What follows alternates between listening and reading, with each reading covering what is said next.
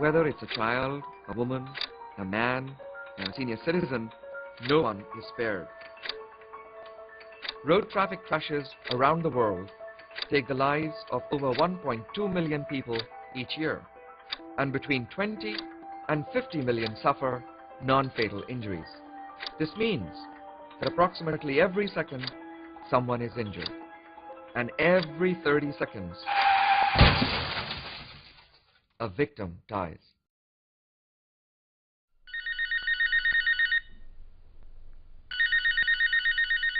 On May 3rd, 1995, I received a phone call that's every parent's nightmare. The voice on the other end told me that my son had been killed in a bus crash in Turkey.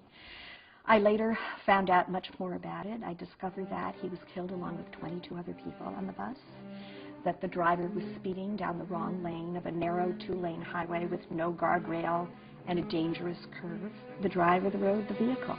All three things really blended together to make a tragedy. I think that it's a particular problem in low and middle income countries because there's a rapidly escalating number of motor vehicles in those countries, coupled with the fact that safety initiatives and healthcare have not been able to keep up. In general, road infrastructure, particularly in the developing world, is not optimal. Many of the roads have not been constructed with road safety in mind.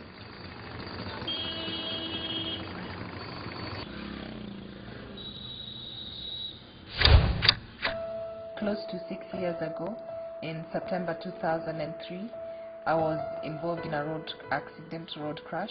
A drunk driver knocked at the vehicle that we were in, and we overturned several times. We were all thrown out of the vehicle, and two of my friends passed away on the spot, one of who was my best friend. After my injury, I became quadriplegic, paralyzed from the shoulders down, and confined to a wheelchair. We were not wearing seat belts. All of us were thrown out of the vehicle, and if seat belt laws were also strictly enforced, I probably would not be on a wheelchair. It is not only the 9th largest killer, it's a preventable one. We funded a study to look at where traffic deaths are, what kinds of transportation people use. What we now have is the data to go to governments and say, look, these are the number of your citizens who are dying, and here's what you can do about it. Nearly half of road traffic crash victims are what we call vulnerable road users. And in fact, in some of the countries of Asia and Africa, this proportion can be as high as 70 or 80%. These are people who are walking along the side of the road, people who are on motorcycles, so people who are not encased in something solid like a vehicle and therefore are more vulnerable. Road safety is an area where we can truly, as a global community, say we are responsible for our future. If we decide to invest in evidence-based road safety programs that are effectively implemented, we can save millions of lives over the next 10 to 20 years. I think a lot of people are still fatalistic about road traffic crashes, but they are preventable, and that's why we like to call them crashes or collisions and not accidents. They're not acts of God. There are things that we can do about it. We have the numbers. We've had some demonstration projects. We have examples of how to do things. Now we've got to put it into action.